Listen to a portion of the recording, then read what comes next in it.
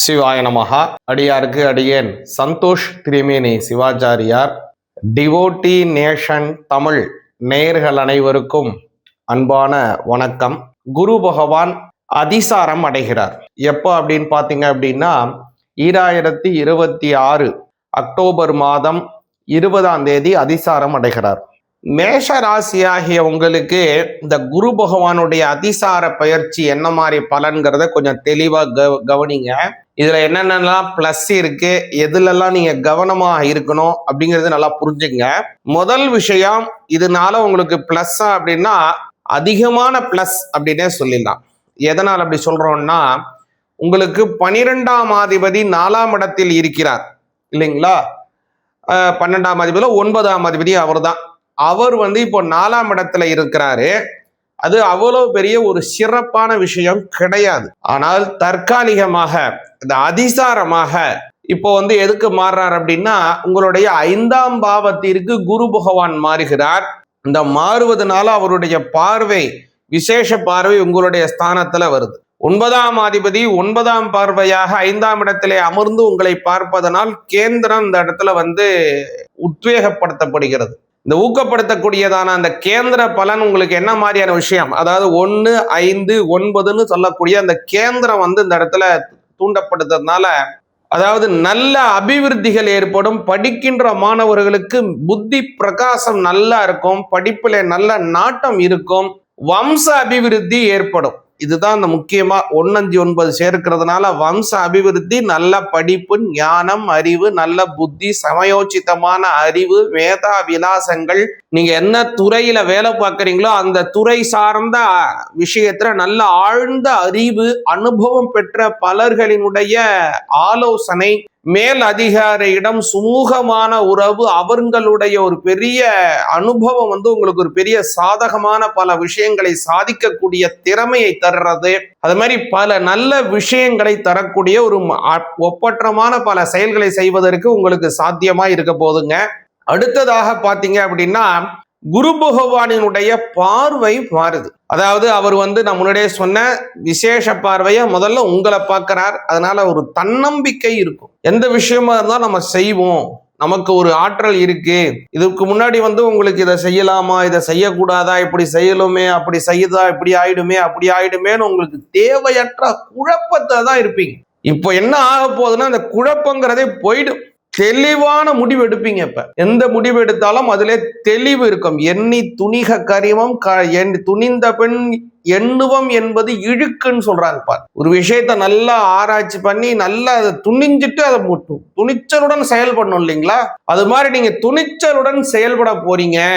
மேஷராசிக்காரங்களுக்கு இப்போ முக்கியமா குரு பகவான் மனோ தைரியத்தை கொடுக்க போகிறார். அடுத்ததாக பாத்தீங்கன்னா, குரு பகவானினுடைய சம சப்தம பார்வை உங்களுடைய லாபஸ்தானத்தை பார்க்குது.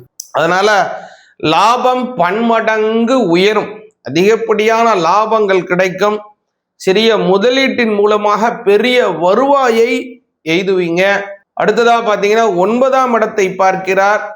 பூர்வீக சொத்துக்கள் உங்களுக்கு சேரும். தெய்வ அனுகிரகம் பூர்ணமாக உங்களுக்கு கிடைக்கும். ஏதாவது கோவிலுக்கு போயிட்டு வரணும், அல்லது உல்லாசமா ஏதாவது சுற்றுலாக்கள் போயிட்டு வரணும், வெளியூர் வெளிநாட்டு பிரயாணங்கள் ஏற்படணும் அப்படின்னு ரொம்ப நாளா இருக்கக்கூடிய வேண்டுதல், பிரார்த்தனை, ஆசைகள், அவாக்கள், இது எல்லாமே பார்த்தீங்கன்னா இந்த சமயத்துல கைகூடும்.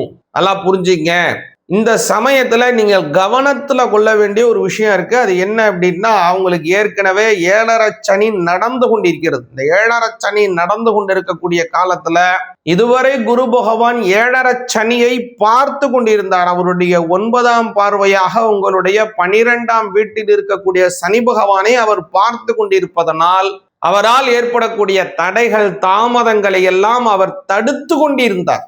இப்போ அந்த தடை விலகியது. நல்லா புரிஞ்சுங்க. தடை விலகல, தடைக்கான தடை விலகியதனால் அதிகப்படியான தடைகளை நீங்கள் எதிர்நோக்க வேண்டி வரலாம். அதை நல்லா புரிஞ்சுங்க.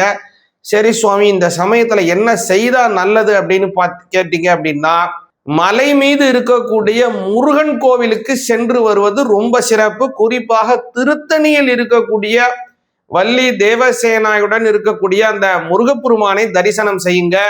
அல்லது பழமுதிர் சோலை, இந்த ரெண்டுல ஏதாவது ஒரு தேசத்திற்கு, திவ்ய தேசத்திற்கு இந்த குறிப்பிட்ட நேரத்துல இந்த குரு பகவானுடைய வக்ர காலத்துல அதிசாரமான காலத்துல போயிட்டு வந்தீங்கன்னா நல்ல பலன் உங்களுக்கு கிடைக்கும். அது என்னங்க சுவாமி அதிசாரம் அப்படின்னு நீங்க கேட்டீங்க அப்படின்னா, அதாவது ராஜ கிரகங்களுக்கு, அதாவது சூரியனுக்கும் சந்திரனுக்கும் பார்த்தீங்கன்னா அதிசாரம் அல்லது ஒரு அஸ்தங்கதம் தீவிரம் அப்படிங்கிறதெல்லாம் எதுவுமே கிடையாது. அவங்க எப்போதுமே நேர்கதியிலே தான் போவார்கள். அது ராஜ கிரகம்னு பேரு. அதே சாயா கிரகம்னு சொல்லக்கூடிய ராகு கேது பார்த்தீங்கன்னா எப்போதுமே அபசவ்யம், அதாவது பின்னோக்கியே போய்கொண்டு இருப்பாங்க. அதற்கு எப்போதும் வக்ரகதி தான் அவங்க. ஆனால் மற்ற 5 கிரகங்கள் இருக்கு பாருங்க, அதாவது செவ்வாய் பகவான், புத பகவான், குரு பகவான், சுக்கிர பகவான், அதே மாதிரி சனி பகவான், இந்த 5 கிரகங்களும் எப்போதும் அவங்களுடைய நிலை ஒரே மாதிரி இருக்காது.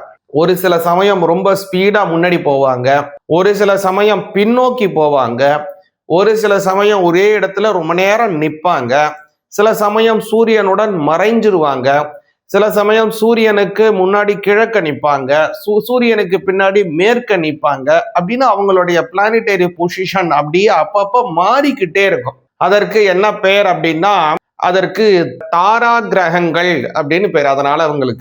அதனாலதான் அதுக்கு ஒவ்வொன்றும் அதிசாரம், சாரம், மந்தச்சரம், அதிவக்கரம், வக்கரம், மந்தம் அப்படின்னு நிறைய, அஸ்தங்கதம் அப்படின்னு நிறைய அவங்களுடைய பிளானிட்டரி பொசிஷன்ல அப்பப்ப மாற்றாங்க இல்லைங்களா? அந்த மாறக்கூடிய தன்மையினால ஒவ்வொரு தரையும் அது நமக்கு பெரிய இம்பாக்டை கொடுக்கும். அதுல முக்கியமானது குரு பகவானினுடைய அந்த அதிசாரம். இப்ப குரு பகவான் இருக்கிறது கடகராசியில இருக்காரு.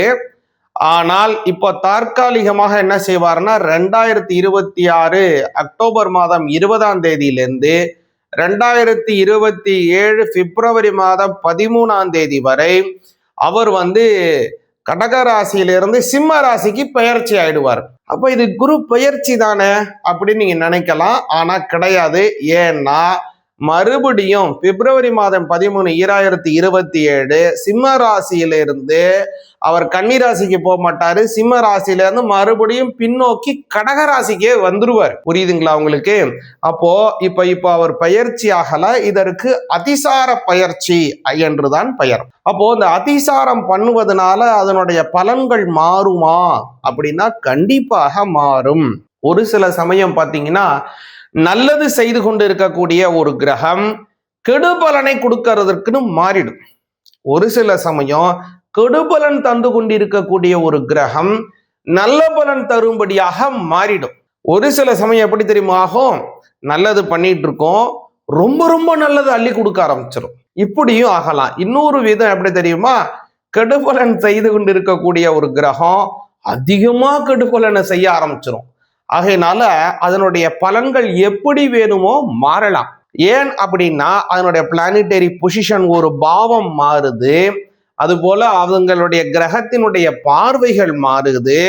அந்த கிரகத்தினுடைய ஸ்வபாவ, அதாவது மித்ர ஆட்சி ஸ்வபாவம் அதெல்லாம் இருக்கு இல்லையா, சத்ருஸ்தானமா மித்ரஸ்தானமா அவங்கிற விஷயங்கள் மாறுது.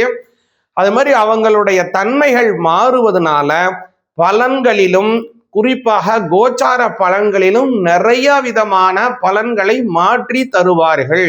சரி, இப்ப குரு பகவானுக்கு வந்துருவோம். இப்ப குரு பகவான் எதுல இருந்து எது வரைக்கும் ஆகிறார்ங்கிறத சொல்றேன் மறுபடியும். அதாவது அக்டோபர் மாதம் 20ஆம் தேதி 2026 இருந்து பிப்ரவரி மாதம் 13ஆம் தேதி 2027 வரை அவர் அதிசாரமாக ஒரு கட்டம் முன்னாடி போய் இருக்க போறாரு. சரிங்களா?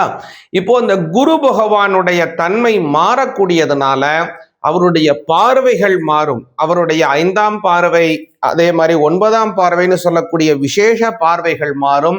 நேர்குண்ட பார்வையான சமசப்தம 7ஆம் பார்வையும் மாறுது. அப்போ அவருடைய தன்மை இப்போ கடகத்துல அவர் ஆட்சி, அதாவது உச்ச பலமா இருக்கார்.